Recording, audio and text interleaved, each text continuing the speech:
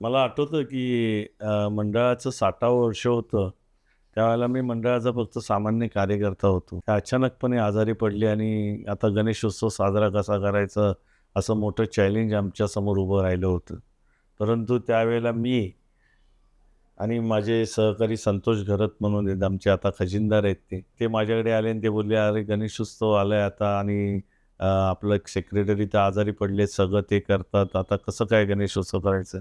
आणि मग त्यावेळेला सगळे आम्ही लोकांनी मीटिंग घेतली. 15 दिवसच आमच्याकडे होते आणि 15 दिवसाचं चॅलेंज असताना गणेशोत्सव मोठ्या प्रमाणात साजरा करायचा होता.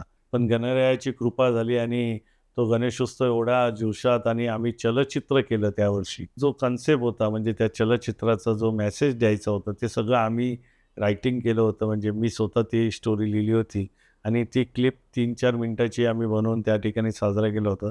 तो माझ्या आयुष्यातला एक वेगळा क्षण माझा आठवतो मला.